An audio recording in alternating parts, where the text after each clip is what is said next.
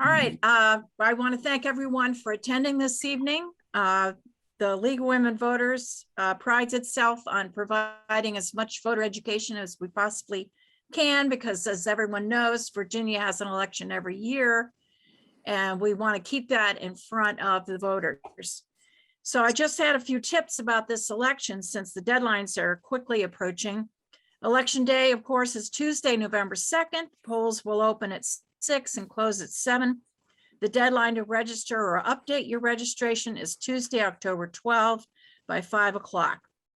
And if you have moved since the 2021 election, you need to update your registration so you're sure when you go to the poll, you have the right polling location. And the deadline to apply for a ballot to be mailed to you is October 22nd. Absentee ballots this year must be signed by a witness, either your spouse or a neighbor, before you mail them back to the election office. And completed ballots may also be placed in ballot boxes that are located in the election office at 750 Miller Drive in Leesburg. These absentee ballots must be received by Tuesday, November 2nd, 5 p.m. in the evening. Early in-person voting has already started, of course, at 750 Miller Drive in Leesburg, Monday through Friday, 8:30 to 5. There will be extended hours this year, so they'll be open until 7 on Tuesday, October 19th, October 21, October 26, and October 28. They will also be open this year, Saturday, October 23rd, and the 30th of October, and Sunday, October 24, they will be open from noon to 5 p.m.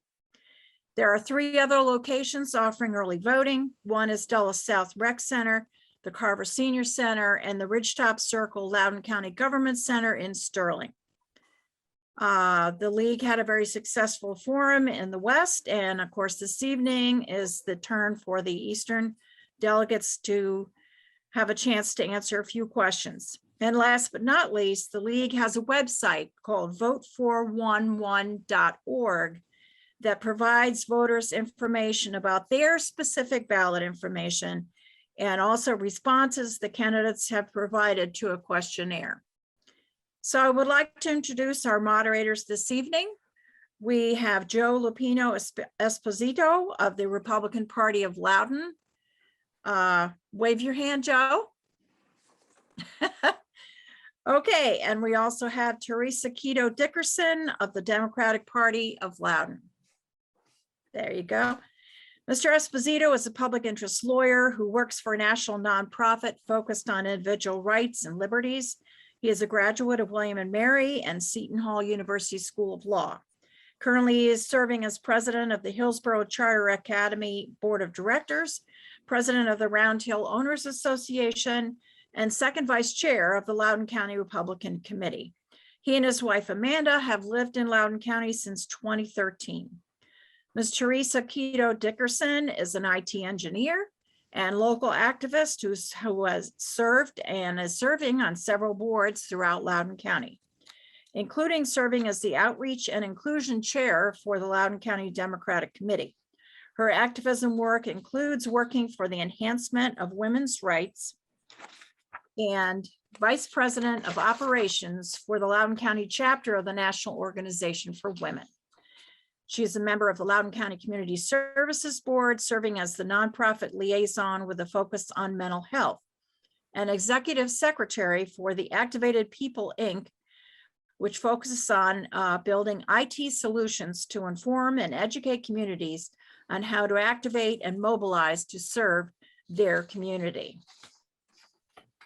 So this evening, we are going to start with a 2-minute introduction by each candidate. And I'm also serving as timekeeper this evening. So I have these charts. You just need to keep an eye on my my screen. Okay. Now they may be backwards. I don't know how to fix that, but you have 30 seconds sign. You have a 15-second sign. We have a 10-second sign and then a stop sign. Okay. So we are going to begin with, this evening with Mr. Frizzelle, who is running in District 67.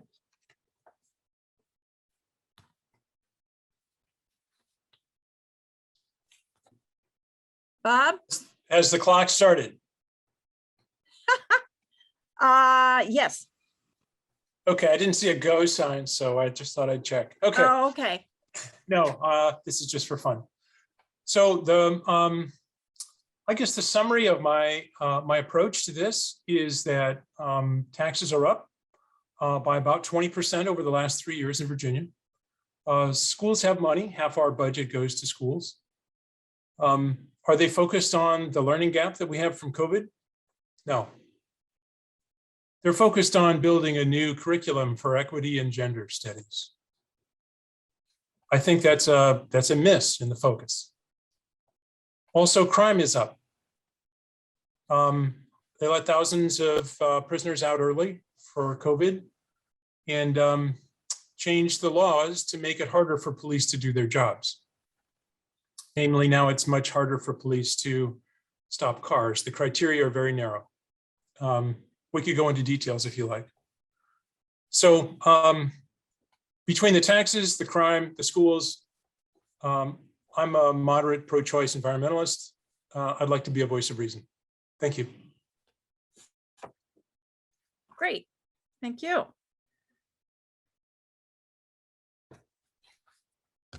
All right, let's see. Next person on the list is going to be Karrie Delaney, who is also running in the 67th. Well, good evening, everyone. I'm Delegate Karrie Delaney. I want to start by thanking League of Women Voters for putting this event on and all of your organization. Thank you to both of the moderators. I'm really looking forward to this evening with both of you. And thank you to all who are joined in to listen. It should be a great evening. So I'll tell you a little bit about myself. I am the delegate in the 67th district. I did win my election back in 2017. But I'll start a bit before I ran for office. My career background was in human service. I used to work with kids in foster care. I was a sexual assault crisis counselor, and I worked with an organization that fought human trafficking. And it was very much through those experiences that inspired me to run for office. Far too often, I saw either bad policy or broken systems failing the very vulnerable people that I was trying to help. And I believe we need more people in government who are there to solve problems, who are there to listen and raise the voices of the people who need to be heard the most. So that really inspired me to run. When I ran in 2017, I did make the promise of putting people before politics and focusing on delivering real results for the community. And I'm so proud that I've been able to accomplish exactly that over these past 4 years.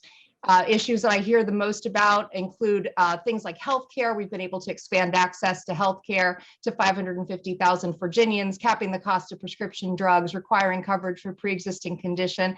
I have an excellent record of bipartisanship. I work across the aisle to get things done. One example is my bill on solar panels, and I'll get to that later tonight because I've got the stop sign, but I'm looking forward to this evening. Okay, let's see. Our next candidate is Irene Shin, running in District 86. Thanks, Priscilla. Hi, everyone. Good evening. Thanks to the Loudoun League of Women Voters for organizing this forum tonight and for giving us an opportunity to hear from our community. Also, thanks to the two moderators for pitching in tonight as well. My name is Irene Shin, and I'm the Democratic nominee running for the House of Delegates here in the 86th district. The 86th is primarily Fairfax County, covering Herndon, parts of Ruston, and Chantilly, but it also has a couple of precincts in Loudoun County and Sterling. In my day job, I have the privilege of serving as the executive director of the Virginia Civic Engagement Table.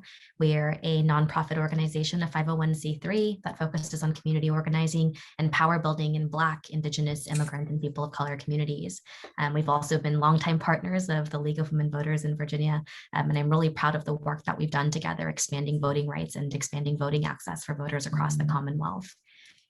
I decided to run for office this year because I believe in access, whether it's access to things like affordable healthcare or access to reproductive freedom, or really access to the ballot box that allows us to build a government and democracy that's actually reflective of our communities. Those are the things that I'm running to fight for. I am really looking forward to hearing all y'all's questions, engaging with our community. And again, I thank the League of Women Voters for putting this forum together. I believe increasing civic engagement is a value that is near and dear to my heart, both professionally and personally. And I know that these forums play a really important role in building an engaged and informed electorate. So thanks, and I look forward to speaking with y'all. Thank you.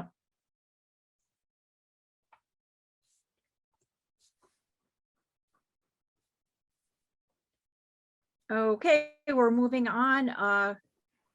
Gregory Moulthrop, was he able to get connected?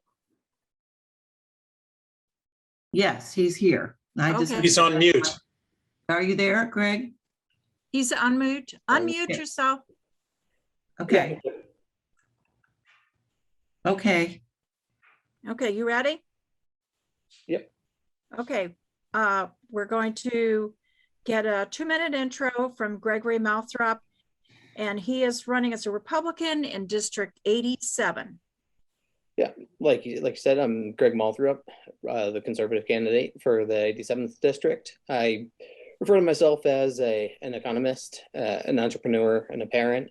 Got into this race mainly after the debacle with the school boards last year, with how they handled the opening of the schools, and wanted to make sure that we do our best to make sure that nothing like that ever happens again. Plus, after getting into the race and in the months that have passed, I've done a lot of thinking about my skills and knowledge, expertise in the field of supply chain management, pharmaceuticals, and tech startups. Another thing that the Commonwealth can benefit from my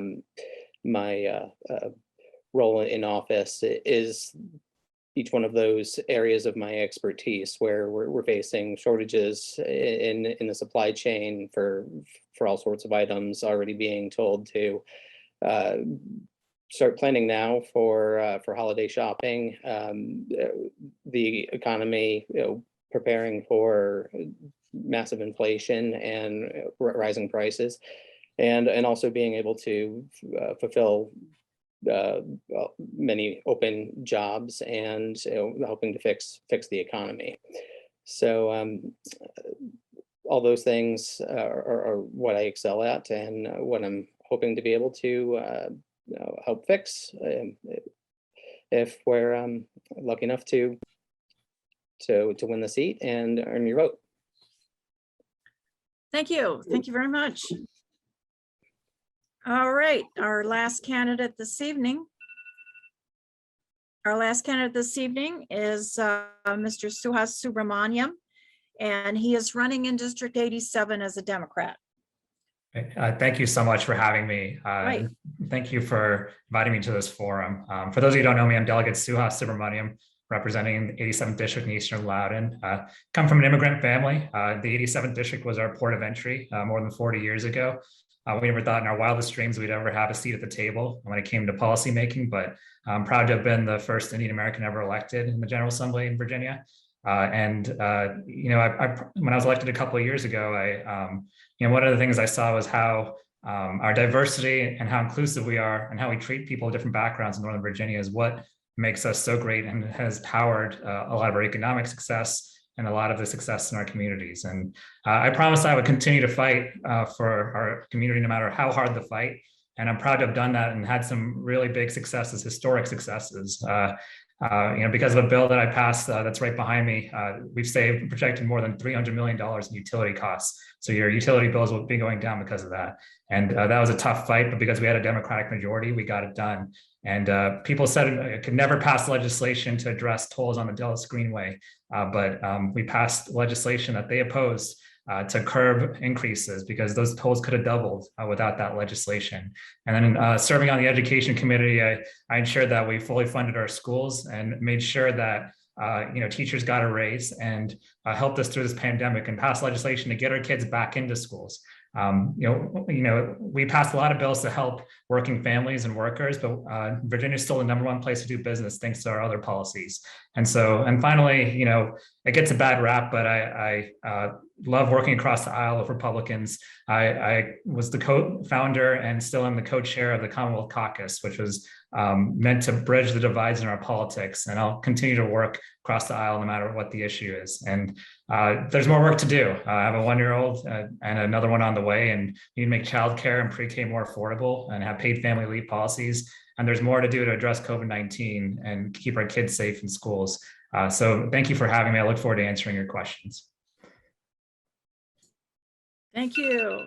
Well, thank you very much. Appreciate it. And now we move on to the question and answer session. And we're going to start with Teresa or Joe. Who comes first? I start. You got the first one. Yeah. Okay, great. Thank you. And, Teresa, how do you want to do the order? I know we usually, it's easier when everyone's on a dais to go 1, 2, 3, 4, 5. On my screen, I have Karrie, Irene, Bob, Suhas, Greg, sort of in order. If you want to do that, and then we Who do you can have, start Karrie? number 2 next, and then number 3 next, and all right, cool. It's, So we'll nobody go, show up the screen because then that messes the whole thing up. So Yeah. We'll go with Joe's order. So, all right, cool. Too often people want to nationalize state and local races. We will ask you to do quite the opposite tonight. Tell us why individual voters in your district should support you. What are your qualifications and top priorities? So starting with me, right? All right, thank you so much for the question. I think it really goes to the heart of why I ran for office. I mean, I touched a little bit on it in the intro that my background is in human service and being an advocate for people who often don't have a voice. I think that there are so many opportunities, especially at state government level, to work to find that common ground to deliver real results. When I knock doors and I talk to constituents, when I'm doing office hours and meeting with people, they're much less concerned with my party affiliation and much more concerned with what am I doing to help them and help our community. And that means governing, and it means working with sometimes unlikely supporters and putting aside differences on certain issues so that we can work together on other issues. If you look at the legislation that I've passed, one, I've been very effective as a legislator and have passed a large number of bills in my 4 years in Richmond. But when you look at those bills, you'll see the vast majority of them are bipartisan, many with unanimous support, because I focus on the common sense issues that are driven by the community, and I am a voice for the people who need to be listened to the most. And I want to make sure that everyone in my district feels that they have a representative that they can reach out to, that is accessible to them, and is someone who can help figure out problems and deliver real results. And that's exactly what I've done in my time in Richmond. Okay. So let's, Irene's next. We're going to do questions and just kind of cycle through everybody. right. Sorry, who's next? You're up. Oh, me.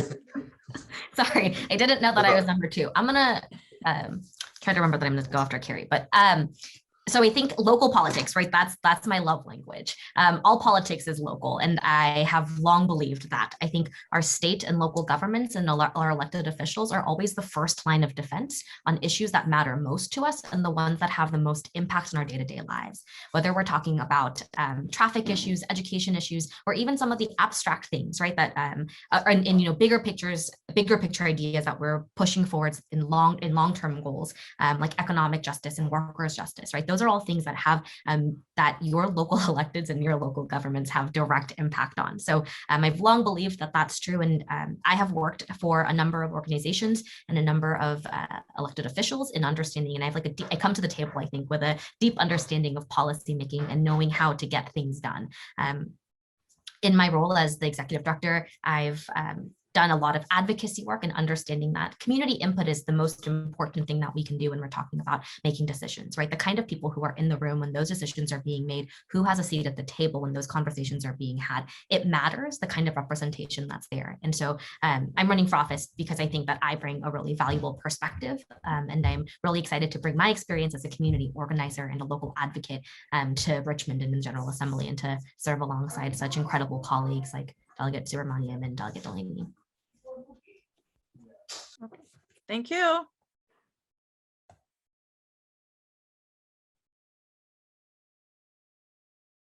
Bob Frizzelle is up next. Hey, Joe. I bring to the race my career in aerospace. I'm originally from California, and I've had a career in aerospace there and here. And of course, I've usually had jobs where I am not in a position of authority, but one of persuasion. So it's all about listening to people and understanding what they need and what they mean when they say what they say. Sometimes there's a little bit of messaging that is subtle. You need to get it. And sometimes you have to be patient and listen to people carefully. It's also important who's in the room. You can't just listen to one faction and not the other side. It's about actually being proactive to include all the points of view. So I think that's an imperative in good government, and I intend to follow that. I appreciate the efforts that others have made to do that kind of thing, and I will continue it. From my point of view, I've been a homeowners association president for 15 years. So there's a lot of listening involved in that, and a lot of arbitration and compromise. But we've been successful. We have actually a very harmonious neighborhood as a result. Great. Thank you. Suhas is up next. Great, thank you. I said when I was first elected that this wouldn't be new to me. I've got a decade experience prior to that, working in every branch of government, from Capitol Hill to the White House, and getting things done. Since leaving government, I've worked in the private sector as a small business owner, and we helped spin up a tech startup as well, and had to raise money across the country. And I've done all the things that a lot of small business owners in our community have had to do. And so I know what it's like to have a business, and know what it's like to get things done. And I'm very proud of the accomplishments. It's hard to get things done as a freshman, but thanks to, in part, a Democratic majority, but also just a lot of hard work from my team, and a lot of people in our community staying engaged. We got a lot of great things done. And finally, I like to brag that I'm the easiest delegate to get a hold of in the General Assembly. Our office number is actually my cell phone number. So no one can complain that they can't get a hold of me, and feel free to call anytime. But I will continue, despite having the largest district in the state, we have one of the best constituent service programs in the state, and we will continue to work really hard for you every day.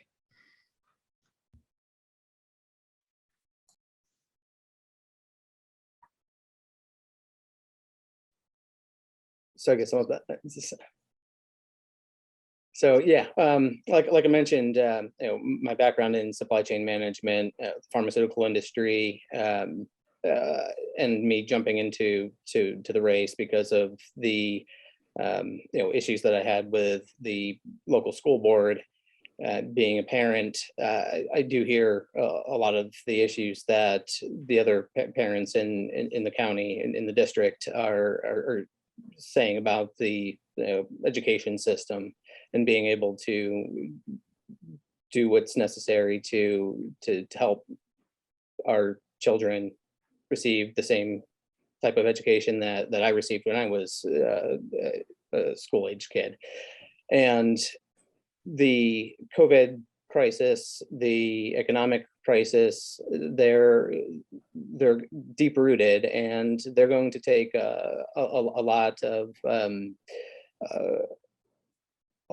of work, understanding of the industry of healthcare to be able to get our way out of the hole that we're in. And being able to leverage that expertise and what I've went through to to start my businesses and to be able to foster an environment that will help other businesses continue to grow our way out of the looming economic crisis that we're facing is going to be important. And also the 87th district has a lot going for it when it comes to Dulles Airport, proximity to I-95, being able to leverage that infrastructure in order to make the best use of what we have and the businesses that we have in the state, and being able to produce more in the state, in the district, in order to grow those businesses. And that's what I can bring to the table.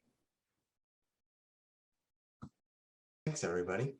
So this will be the second round. So this time we're going to start with Irene, go in the same order, and then we're going to end with Karrie this time. So for that question, there's been a good deal of controversy around public education, both in Loudoun County and throughout the country. Now, for now, putting aside any specific issues regarding curriculum and other practices, what options should be available for parents for taxpayer-funded education? Thanks, Joe. I wrote down our order, so I won't forget it next time. Well, thanks for that question. I'm really proud of the work that we've done in Virginia to deliver consistently a world-class public education system, especially here in this region in Northern Virginia. We already have incredibly great options for taxpayer-funded public schools, including magnet schools and exceptionally performing governor's schools. I think about Thomas Jefferson, which ranks top 10th in the nation year after year. Fairfax and Loudoun County programs have incredible public education programs. And I think that those are great options that already exist for the families and students of Loudoun and Fairfax County in our region. I think that we should celebrate the options that are available right now and take advantage of them. Yeah, that would be my answer for that question.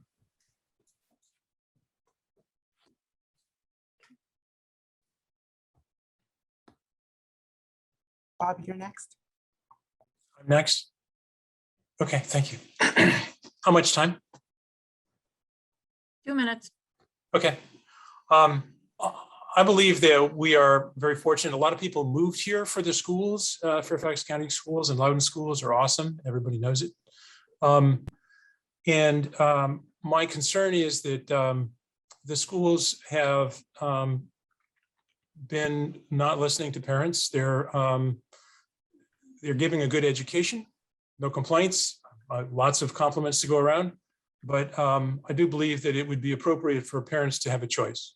And the cost of a student is about $16,000 or $17,000 a year. And I think some major fraction of that should be available for parents to either homeschool or go to private school or religious school or anywhere else with some sort of voucher or other funding option where the taxes that were collected to educate that child should follow that child where the child wants to go. Virginia has, is it 8 charter schools? North Carolina, has 100. DC has over 100. California has 1,200. So this is not a new concept. Usually you use charter schools or school choice in order to escape from failing schools. And that's not the case here at all. We don't want to escape from failing schools. You have great schools. But still, I think the schools have their own morality and their own agenda, and they're teaching politics in schools, and they're not going to stop. So parents have been pulling their children out of public schools here in unusually large numbers lately, and we ought to give them a choice. Thank you. Right, yeah, thank you for the question. This has been a very difficult year if you're a parent of kids in schools. It's been a very difficult year for teachers, for school administrators, for everyone. And we didn't know what we were dealing with COVID-19. We were able to, as a General Assembly, get kids back into school and pass a law, making sure that school boards got kids back into school, but in a safe and effective manner, as safe as we could possibly make it. And even now, though, I think it's difficult to if you're a parent, I know a lot of parents, I hear from a lot of parents who want their kids to go virtual because they're concerned about their kid getting COVID. So, we're looking into all the options. We're trying to follow the science. I think the question may have been more directed at, charter schools or private schools and having the funding follow people. I really am focused on trying to make our public schools as the best that we can. Loudoun, Fairfax, Prince William have some of the best public schools in the country and certainly in the state. And I want to make sure that parents have a good experience, that parents' needs are addressed, that kids' needs are addressed, and that we keep our great talented teachers in Loudoun instead of moving to other parts of the state or other parts of the country. If I'll say the education committee, we have done more in the past couple of years with a Democratic majority than we had, in a long time to fund school priorities, and kids' mental health especially was a big concern. The needs of children in our public schools continues to grow, but we will have the funding, we will have the resources to match those needs, and we'll continue to. So, we're not running for the school board here tonight, but at the same time, we will make sure that, our schools are the best public schools in the country. Thank you. So for me, true school choice is my desired end state, knowing that we would not likely get there. I would like to at least see that we scale back standardized tests and teach more of a more rigorous curriculum, being able to recognize more achievements and make sure that things like valedictorian and other achievements aren't diminished or overlooked. Being able to celebrate successes and push people towards more achievements, and also recognize that the only option for high school graduates is not just going towards a 4-year college, but there is success to be found in the trades and making sure that we've got a diversified workforce, because there is a shortage of workers across the board. If my son decided to be an electrician, I would be happy to make sure that he finds someone to shadow and someone to learn the trades from, and then go out and build his own business, and make sure that we've got all the priorities covered. So I think that we do need to focus more on the STEM and diversify our graduates. All right, and I think I'm last then. So, I'm a mother of 2 elementary school children, and if there has ever been a time in history, being home with both of them for nearly a year and a half of virtual school has really amplified my respect for parents' rights to educate their children in whichever ways they see fit. It's been a challenging year, and we certainly know children have very diverse learning needs. But I do believe that public dollars should be spent on public schools. Not every family is interested in private school. Not every family can afford a private school, but every child does deserve an excellent education.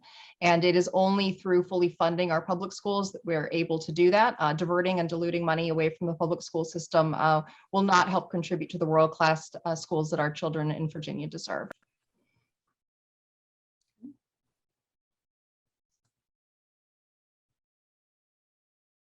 Okay, next question, and this time we're going to start with Bob and then work our way around that way. What would you and the General Assembly do to help local school boards with equity and the concerns about critical race theory, which is the body of legal scholarship and academic movement of U.S. civil rights scholars and activists who seek to critically examine the intersection of race and U.S. law, designed to challenge mainstream approaches to racial justice? Good question. Thank you for asking. I'm very concerned because I think we all want equity, diversity, and inclusion. would postulate that we could all agree on that. I believe that the mischief is in the details, how it's actually done. My concern is that the public schools, of course, have a monopoly on the public education dollars, and they behave like it. They're going to do what they want, and everyone else can just watch. It's going to happen their way. And that lack of feedback from considerations of parents is a concern. And I think the equity, diversity, inclusion, I'll call it EDI for short. There's been some controversy. I know Terry McAuliffe called it a vast right-wing conspiracy or something like that, or he used some other derogatory terms, saying that it's not, that critical race theory is not being taught in schools. It's actually the EDI that's being taught in schools, and it's EDI that's building the curriculum and evaluating teachers and the rest. We all know this. So I think it just needs to be done well. And my concern is that the orientation of it is that it turns us into, instead of inclusion, it's division. It divides everyone by race and group, and those become the most important elements of everything else.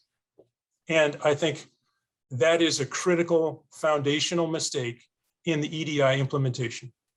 We want to end racism. We don't want to create a new system of racism that propagates subdivisions of racial groups into the future.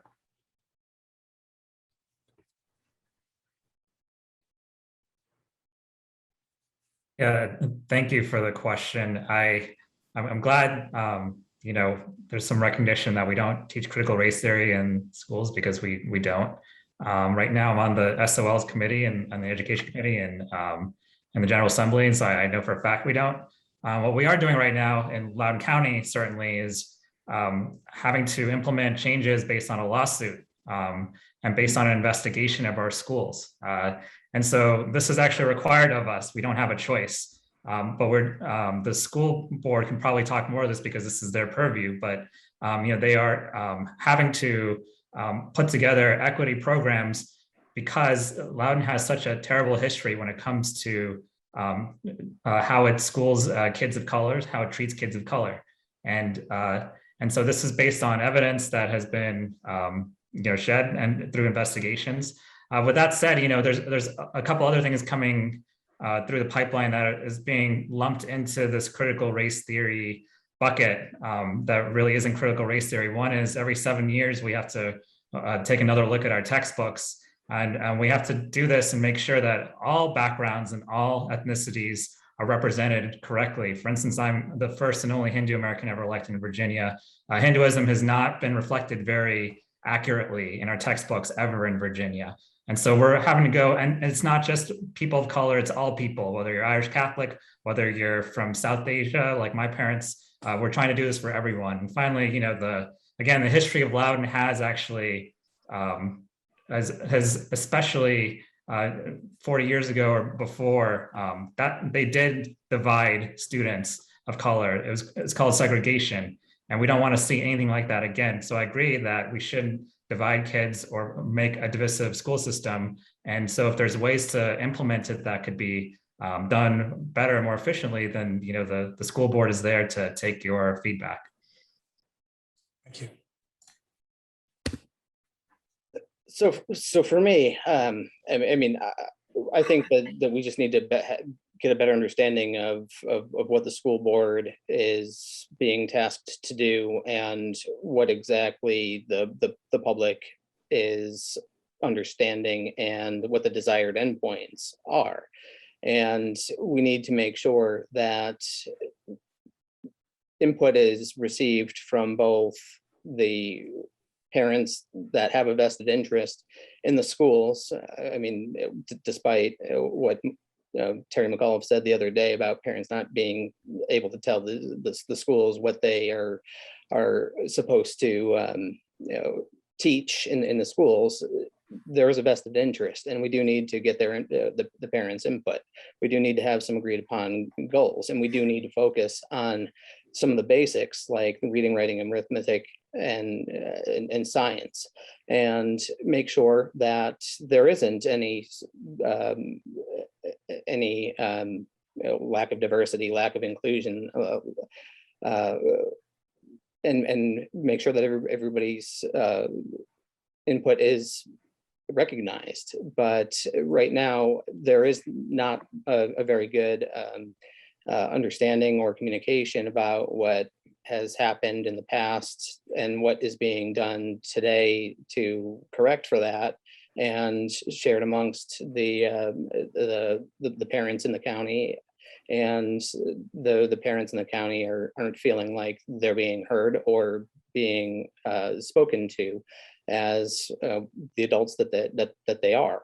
So I think we need to fix a lot of problems before we jump right into to the solution, because we've created some of the problems that that aren't going to be able to get fixed if we don't focus on them first.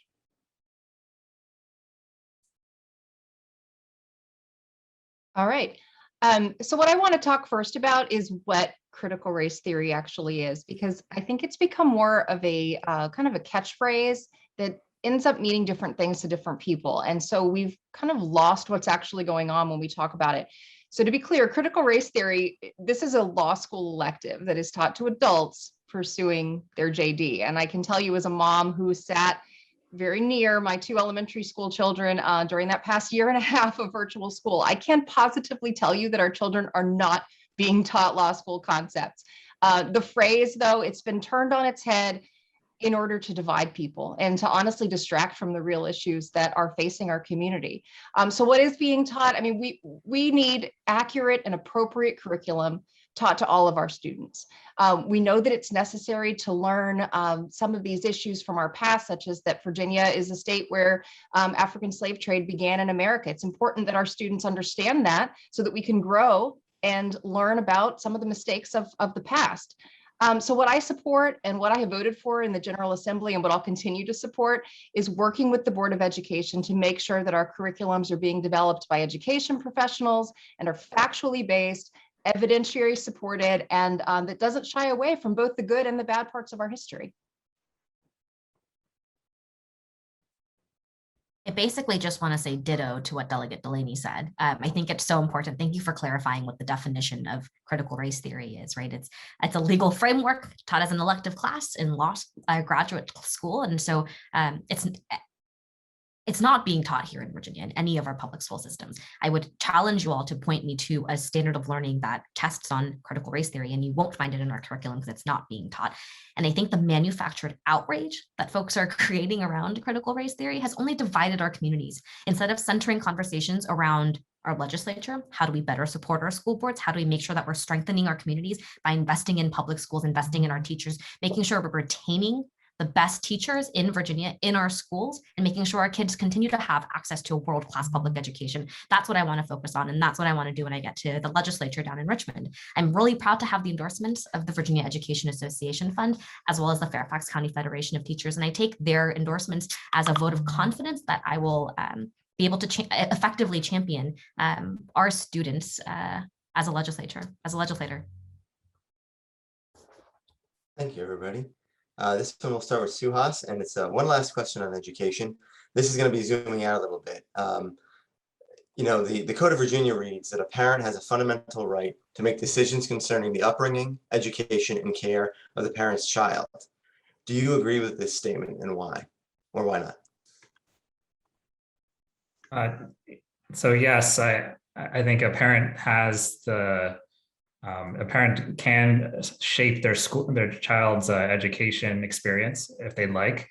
For instance, if they don't like what's happening in the public schools, like it sounds like if some people don't, then they're welcome to seek out private schools. So there's a lot of options for kids. In Loudoun County, we have probably more options than almost any other part of the country, because we have great magnet high schools as well. So if kids want to, get into STEM education, they can go to the Academies of Loudoun. They can go to Thomas Jefferson High School. If they want to learn a trade, we have options for that as well.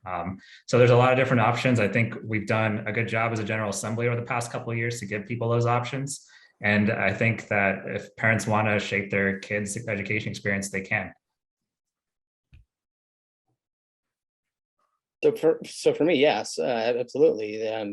Taxpayer funds go to our public school systems, and the government works for the people, plain and simple. And if there's a problem that the parent wants fixed, and they voice their opinion, and it is a legitimate problem, then the government, the public school system, should address it in some way, shape, or form. And we need to make sure that happens, and not always going against the wishes of just one group of parents, which is what we see right now with our current school board. And I would say, that's I've got great examples of us in the General Assembly doing exactly that. I've worked with parent groups on more than one bill. I've got several bills that I'm incredibly proud of passing that were brought to my attention by groups of parent advocates. Just this past session, I passed a bill to help students with dyslexia. It was a coalition of parents who were very concerned about the lack of consistent evidence-based literacy remediation throughout Virginia. Some schools were doing better than others. Some schools were quite frankly abysmal in their delivery of remediation services for students who've been identified as either having dyslexia or being flagged as possibly having challenges with reading. They fought very hard for a number of years to advance changes in the way that our school systems educate and provide service and assess and remediate their students. And I was able to pass several bills in this space, working with this group, and most recently one that it requires that students across Virginia all have access to science-based, science of reading-based remediation services and curriculum. And that was parent-led. That was something that unless those who were on the education committee were probably familiar with past advocacy and discussion on these issues, but not necessarily something that every member of the community, unless this is something affecting their life personally, would even be aware of. But when a parent has a concern, they can come to their legislator and say, can you help me solve this problem? We did that with increasing recess. That was a bill I passed my first year to make sure kids had more free play to develop their social skills and to ready their brains for learning. We were able to accomplish that with bipartisan support. Several bills in the space of helping children with different learning needs and with dyslexia, most recently the bill that I just mentioned. And I'm very proud of that record. And I encourage parents to reach out to your legislator and discuss how we can help work together to solve problems.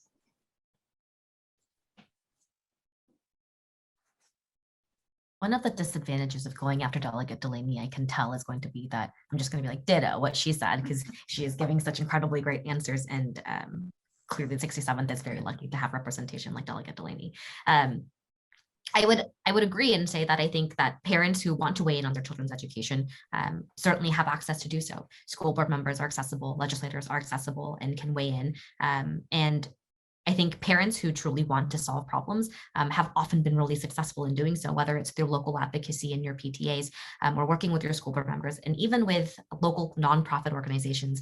I know that the ARC here in Northern Virginia works with their disability and IDD, intellectual disability, developmental disability communities to make sure that they're advocating for mainstreaming their students and their kids in our public education system. So I absolutely think that that is already accessible and that parents should and do take advantage of that.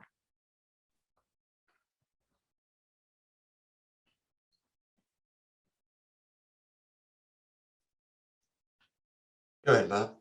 Well, am I up? Yeah, so relative to parent inputs, we've seen, I think, on national news even, the spectacle of school board meetings where parents are actively ignored. Parents are trapped. I appreciate the sense that parents can come in and they can visit and they can explain themselves and then they can be ignored. As long as there's a monopoly in schools where all of the education money is spent according to what the National Education Association and American Teachers Association want, then you're going to get that curriculum. The educator unions are, of course, the largest donors to the Democrat Party. So the Democrats will be in lockstep with the teachers. There's no question. And I know that the comments that we had earlier about the EDI not being critical race theory, as emphatic as they are, and I'm sure we'll have to just disagree on this, but I think it's deceptive at best. When clearly maybe the legal framework of CRT, which divides people into oppressed and oppressors by race, now is being used at the EDI level. The fact is the oppressor and oppressed, the guilt, the entitlement are being taught. Let's focus on that. That's the problem. And parents don't have options. They can't change that. So since they can't change it, their only option is to leave.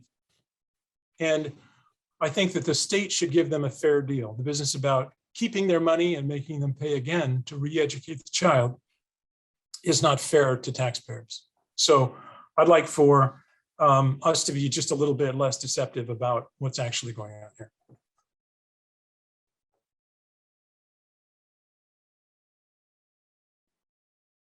Okay, so moving on to the next set of questions that we have. Virginia has the greatest concentration of data centers in the world. And according to the Loudoun County Department of Economic Development, 70% of global internet traffic passes through Loudoun County's data center alley every day. Many say these data centers contribute not only to greenhouse gas emissions, but also ruin the landscape of the county with little benefit when it comes to jobs. What should the future of data centers in Loudoun County look like? That's me now. Yes, you are first. So I'm not one that, as a free market economist, I don't like to necessarily forecast what the future of an industry would look like. I would prefer to have the free market dictate whether or not the data centers would be necessary to move here, or if it makes sense for whatever business reason to build another one. I'm not for changing tax law or creating incentives just to court somebody here. I am for making sure that particular industries like our manufacturing industry doesn't get unnecessarily taxed, so that we move manufacturing out of the county or the state. So I would be for diversifying our economy, not being solely dependent on data centers, or making sure that we are attracting or disincentivizing a particular industry here. I think we need to look at a whole host of options, but none of them, in my mind, would be to further incentivize a particular segment to move here. So that's the best I got. And I would say that, this is largely going to be a land use issue for local government. I think that we're going to hear about issues that are decisions that are largely going to be made at the school board. This is an example of one that I think is largely a land use issue that is made at the county government level. But that said, I think that, the county and where the state has the opportunity to weigh in can see that these data centers have been a great source of tax revenue for the locality and for the state.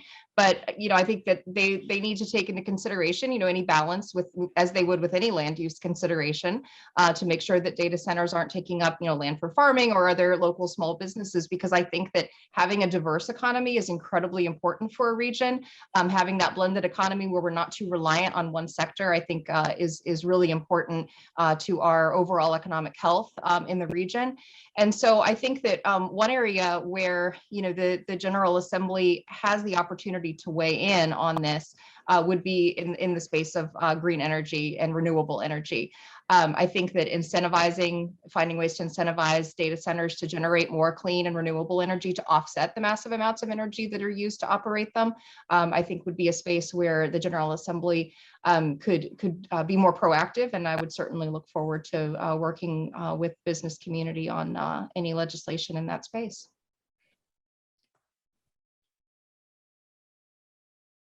I think that it's pretty incredible and wonderful that we're able to attract so many businesses to the region because of the Data Center Alley and like the work that's being done there. I think we see really high greenhouse gas emissions because we have such limited access to clean energy sources here in Virginia. And I think one thing that we can do is make sure that we're making big investments in making clean energy more available across the Commonwealth. And I think a lot of the technology companies that are in existence and doing business here in Virginia have already made those commitments to getting to a net neutral energy standard, but we need to quicken the pace a little bit on the state side, and I think we're able to do that. Data centers and what they want is more renewable energy. Many of them want to be able to source locally rather than from other places. And so I think that's one way I think that the state legislature can be really helpful in helping to negate some of those things. But I also think, as Delegate Delaney said, land issues are going to be locally decided on, and we would defer to the expertise and the leadership of local community boards and local supervisors.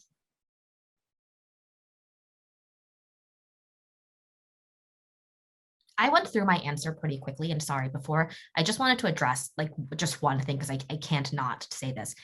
It's not deceptive. You can't say that you care about equity and inclusion and diversity and then call it deceptive when we talk about the harms and the traumas that's been caused over the building of our country. And sorry, I just needed to say that.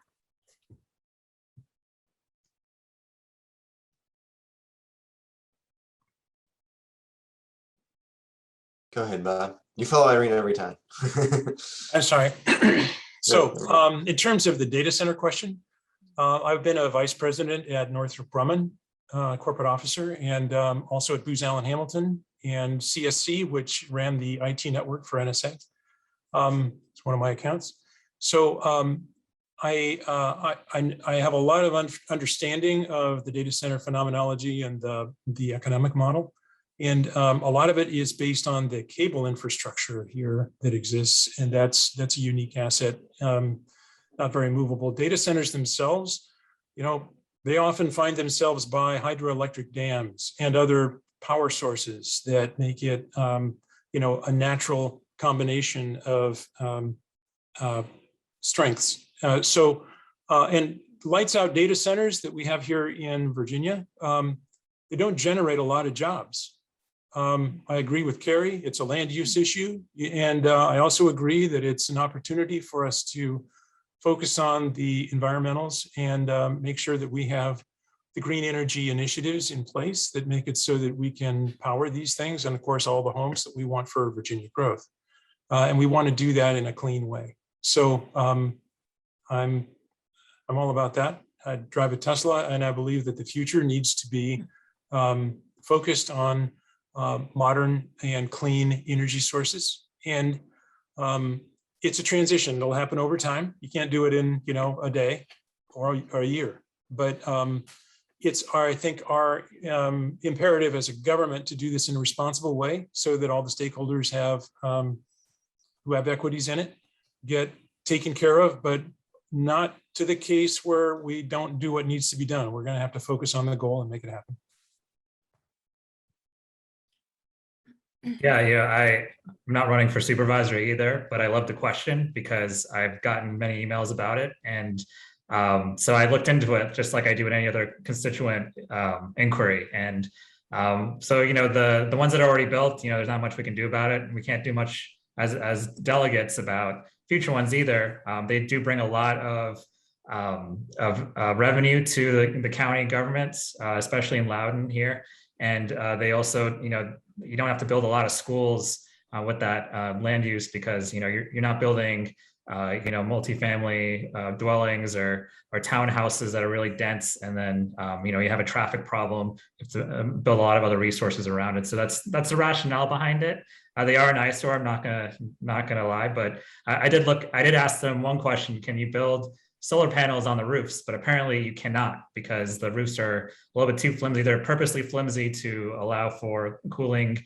I don't know. They told me the scientific answer, and I didn't follow, to be honest. But you can't put solar panels on the roof, but they can put them on the ground. So they're looking into doing that. But there is a commitment to try to get to be carbon neutral and to offset as much of the clean energy as possible. And the one thing though that's tough is, again, we just passed the Virginia Clean Economy Act as a General Assembly, as a Democratic-led initiative to expand access to clean energies across the Commonwealth. That will help a lot of these data centers access clean energy, and that will help us in the long run with climate change and being an example to other states. So we're on the right path as far as the clean energy part of that. And I look forward to continuing to find more solutions for our community and for them. Thank you, Suhas. Okay, this round, we're going to start back with you, Delegate Delaney. One more question about infrastructure. AT&T has proposed a 125-foot phone tower to be erected on the ridgeline of Short Hill Mountain in northern Loudoun County, which was found by the Loudoun County Planning Commission to be in conflict with the Loudoun County Comprehensive Plan. In the Loudoun County Board of Supervisors, if the Loudoun County Board of Supervisors votes to accept Planning Commission recommendation, State Senator John Bell has indicated he would initiate General Assembly action to override that decision to ensure the cell tower is built. Would you support that Assembly action? So it's not uncommon that we in the General Assembly often see some type of legislative action that is kind of meant to undo a local decision. And kind of going back to my answer before, I typically am going to support deferring to our localities and those elected officials. Communities, they elect their representatives for the domain that they are trusting their knowledge and expertise and leadership on. And so a Board of Supervisors is elected by the community to make Board of Supervisors decisions that include land use decisions, and they are accountable to their constituents on the decisions that they make. I don't think the General Assembly should be in a habit of kind of being the body where when we don't agree with the decisions that those elected leaders have made, that we would then kind of go and undo it. Obviously, there's extraordinary circumstances where those would need to be taken on a case-by-case situation. And details of this and any other case that's brought before the General Assembly, I think would need to be examined and explored to see if it meets criteria to be considered an extraordinary circumstance. But by and large, if you look at my legislative record on localities, I have been a pretty true supporter of ensuring that those who are elected to serve at the local level have that authority to serve at the level that they were chosen by the community to represent and lead. Can I just totally agree with what Karrie just said?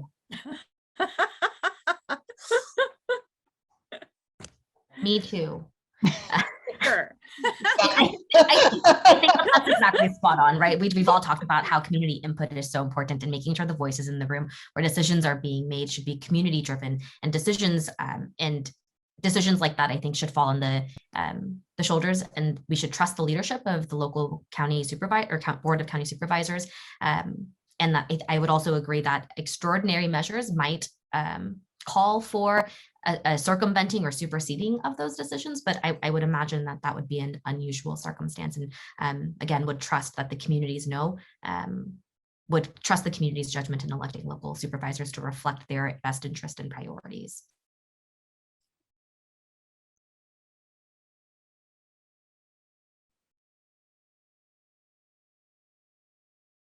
Bob, you're next. Am I next? Yeah. Sorry. Well, I have very little to say because I just went all in with Karrie. I guess in terms of land use and those kinds of things, I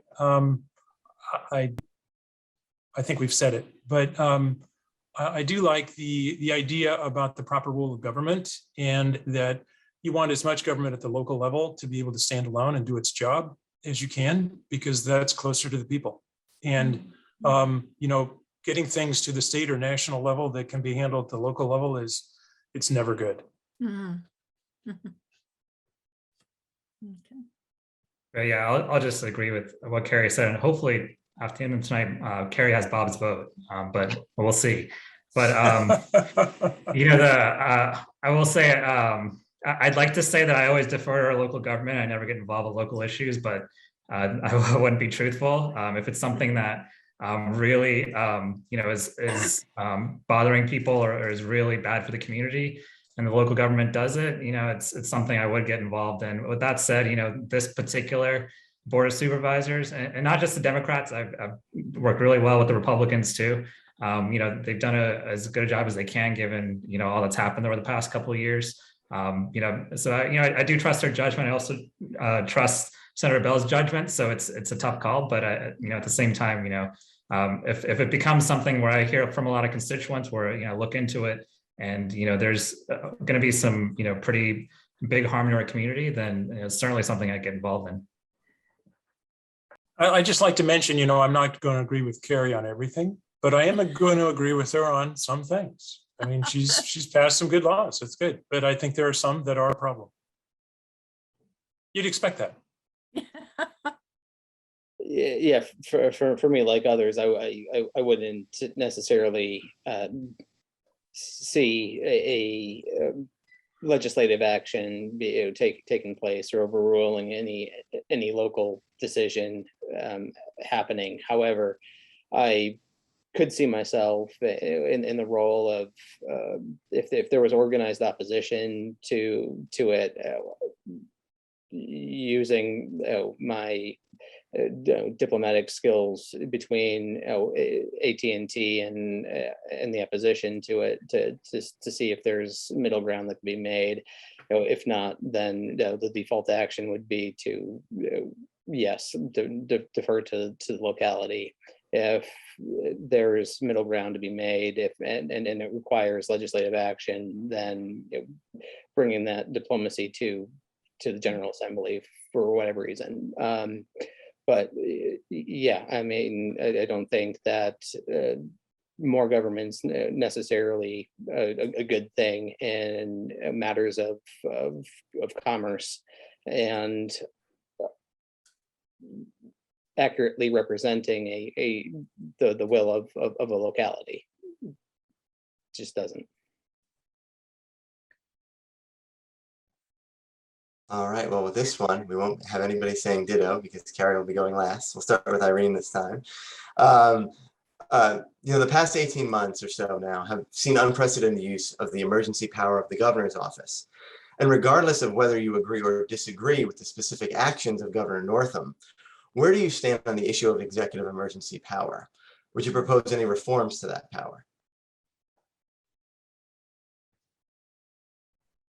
I think emergency powers are in place for just that, emergencies. I think when we're in a state of crisis, of disasters, there's like 8 different categories in code that define what kind of events would qualify for us to be under an emergency. I think it's really important that the governor is able to move quickly and respond nimbly and agilely to the crises at hand. And I think that protecting and preserving that right is really important.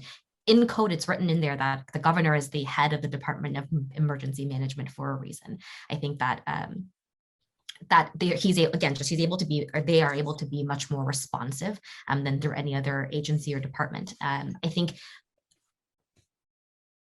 in a world where we are obviously at increased risk for natural disaster, for pandemics, and other threats like data breaches or chemical spills, we have to be able to protect the systems we have in place for immediate responses. And the reforms, I haven't actually seen any reforms proposed yet, but I would say that there are safeguards and guardrails in place for how we keep emergency powers in check. I think there's a reason why the executive branch is the executive branch, because they're able to, again, move quickly and respond agilely. But the General Assembly also has the power and retains the power to be able to call special sessions to review governor's powers on a regular basis. And those are systems that I think we should preserve and keep in place to make sure that we've got overview over that.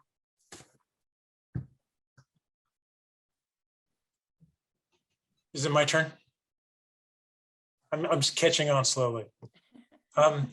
So I think the statute for Virginia, we're like 40th in the country in terms of enumerated power for the governor. I mean, it's a relatively weak structure in Virginia, but obviously when it's a crisis like this, he becomes, the ruler with a pen. And I think that we obviously needed the steps in terms of a shutdown, but it seemed like there wasn't any check and balance about how long it went on. It just went on and on. And then after we waited so long, and then businesses were allowed to reopen as if, as if it was a favor, maybe, I don't know. And then schools remained closed for so long, and private schools were open. People were not dying, I mean, at dramatic rates that you would expect from something that was considered a dangerous behavior. But public schools stayed closed for quite a long time, and some movements rose up out of parents. But the House of Delegates didn't do anything. They didn't go into special session and check the power of the governor. I'm sure that there's a case study to be had here where if this kind of thing happens again, that's a long duration crisis, there's probably some lessons to be learned in terms of the checks and balances. I don't think we've learned them all yet. I haven't heard a rational discussion of all that yet. So I believe that there are lessons to be learned there, and maybe next time we can do it better.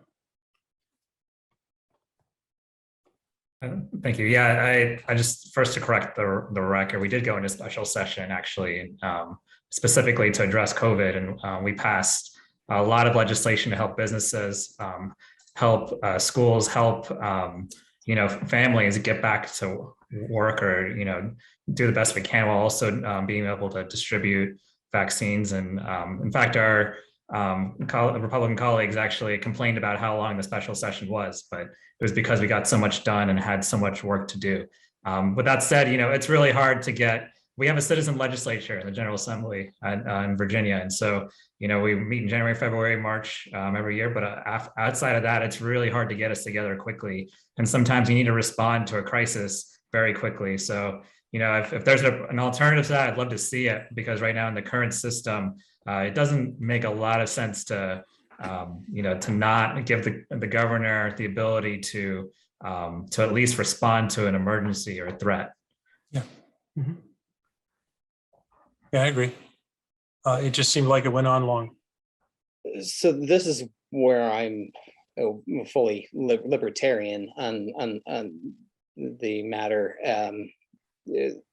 There were exemptions for critical employees and big box stores like Walmart and Target, and you could go out. You didn't have sheriffs knocking on your door making sure that you were indoors.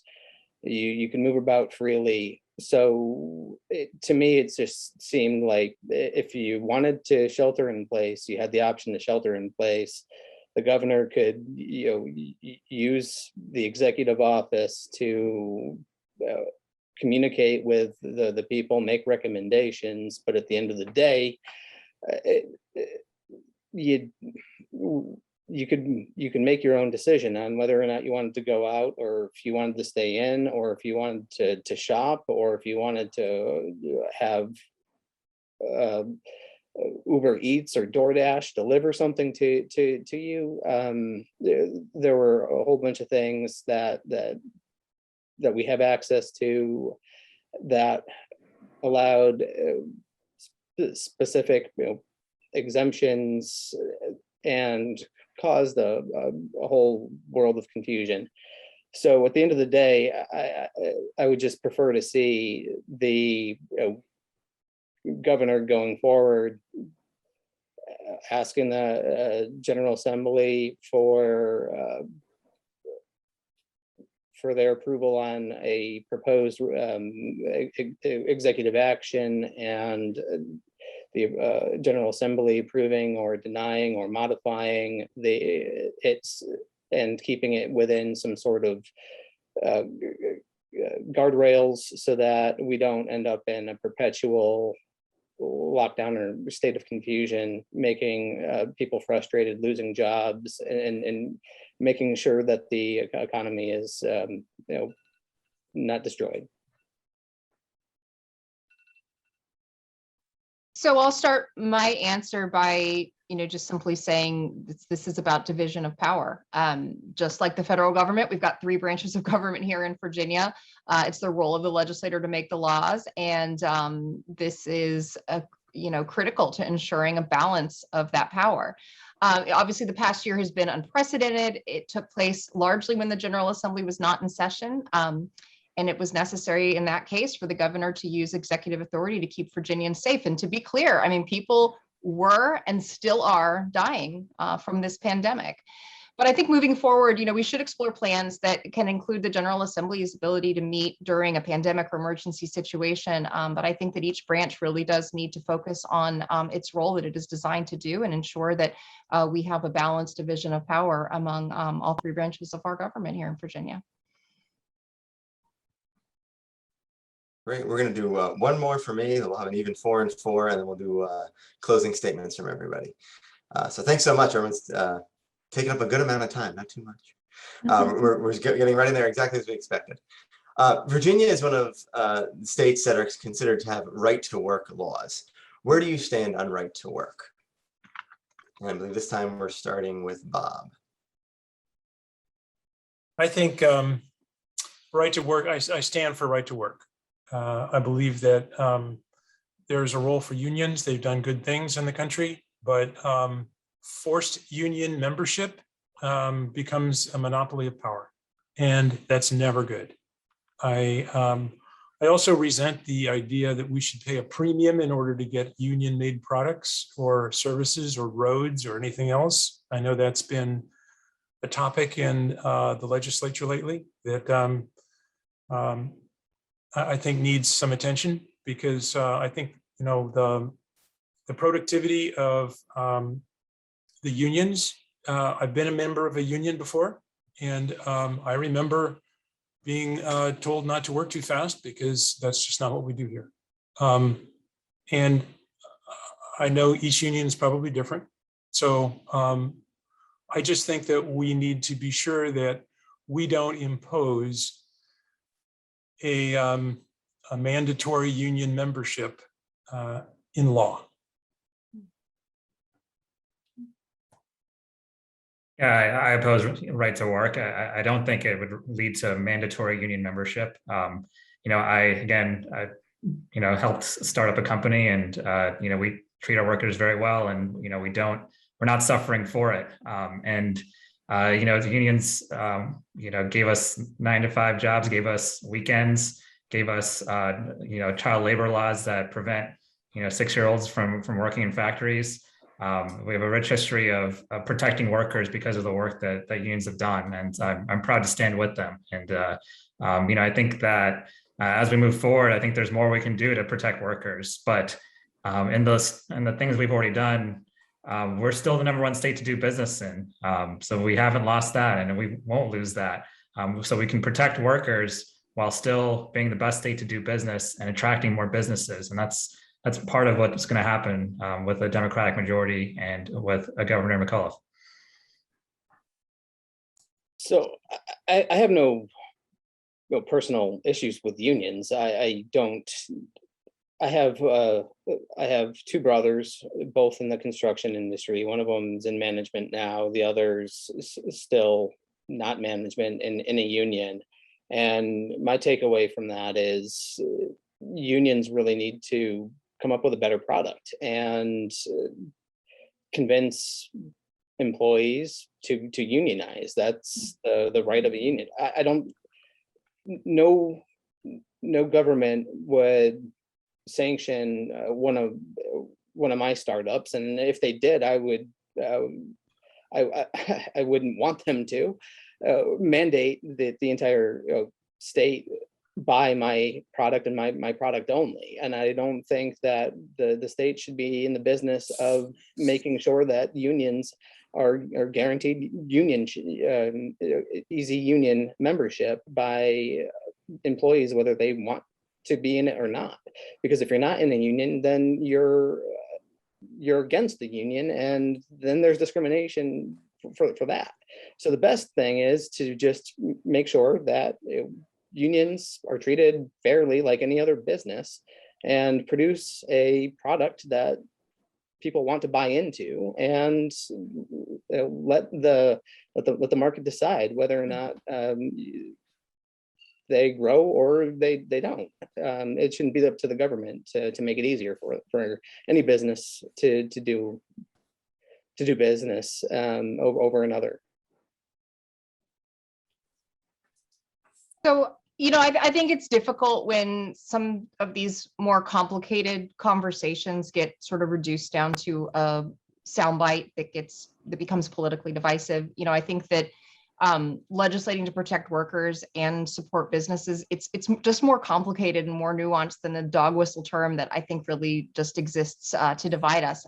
For the past 2 years, the Democrats have been in power. Virginia has been the best state in this country to do business. And that happened while we've increased laws protecting workers' rights. So I stand with our workers. I support their right to collectively bargain, because I think protecting workers, it not only is good for the worker, it's good for business and it's good for our economy. But, I think it's important that we build a strong business community so that our Virginia businesses can not only recover from this time of COVID, but can also continue to thrive. And we need to listen to everyone's concerns surrounding that.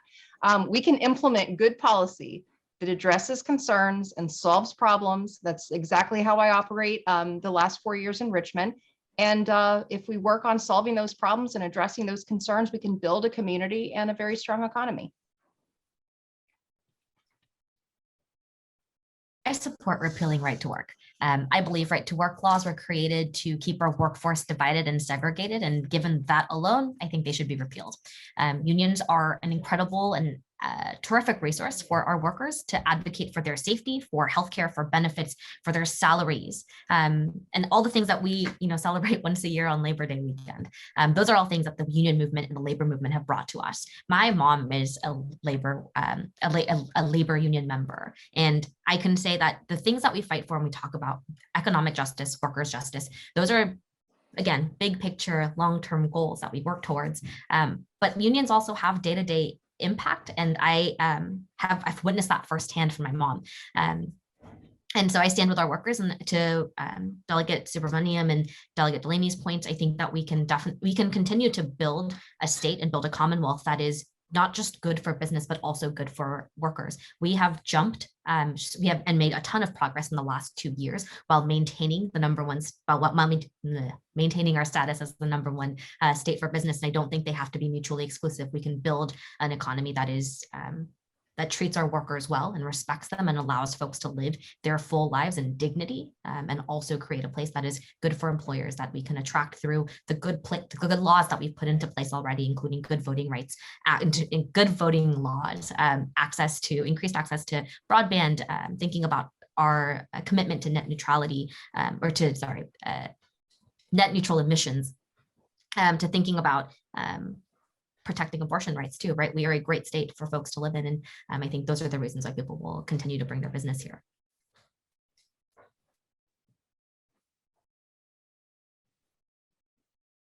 All right. So yeah, I think we are now on our closing statements. And I think since we started with Bob, it'll make sense to start with Suhas, and we'll do Priscilla, 2 minutes here too as well. 1 minute. 1 minute. Sorry, 1 minute. Wrap up. Got it. Great. Well, then I'll keep it short. Thank you for everyone who's stayed up with us and stuck with us throughout this evening. And thank you to the moderators for the very important questions. my one thing I want to leave you with is you can vote right now. We made it easier to vote than ever.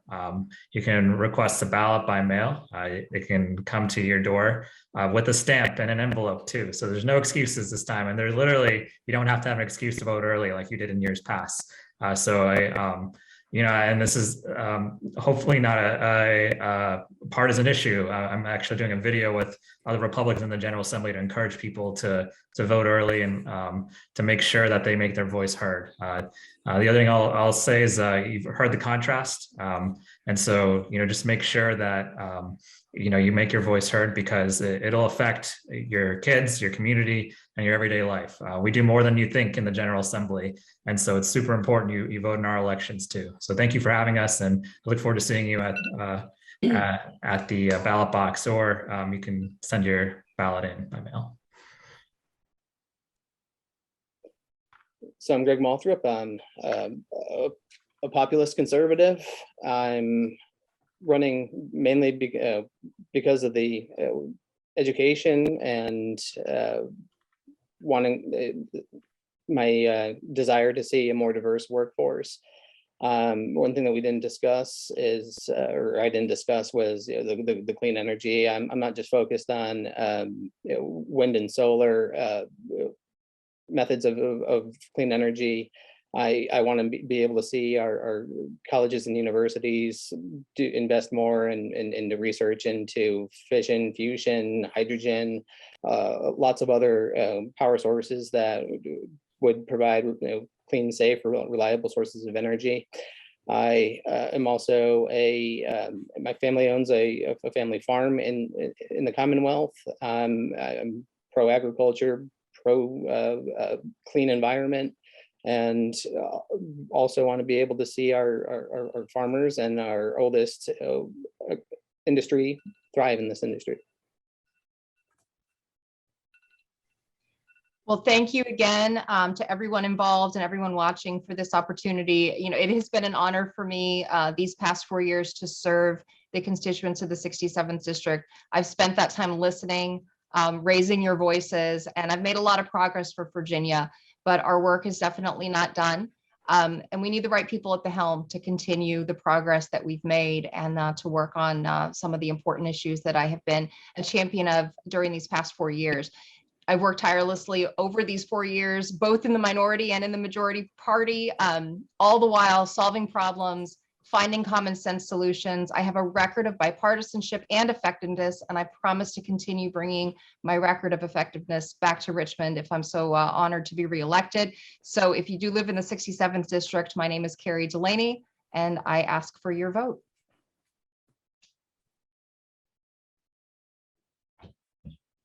Thank you again to the Loudoun League of Women Voters and for everyone who tuned into this forum. I really appreciate all the work that LWV does to preserving and strengthening our democracy. I'm so glad I was able to be a part of this conversation tonight and to hear from our community about issues that are most important to us. And as Virginia voters, we bear the unique responsibility of going to the ballot box every single year. And this year there is a clear choice on the ballot. We get to choose between keeping Virginia moving forward in the right direction on healthcare, on voting rights, on LGBTQ protections, on racial justice, on economic justice. And we can continue to build a state that's welcoming to everyone and provides ample opportunities for families like mine to pursue the American dream. We can't afford to elect politicians who will continue to divide us and threaten to roll back all the progress we've made. When voters go to cast their ballots, I hope that they'll remember that this is not business as usual. This is an election where choice, equality, and our very fundamental democracy are at stake. My name is Irene Shin. I'm running to be the next delegate from the 86th district, and I hope I can count on y'all's vote.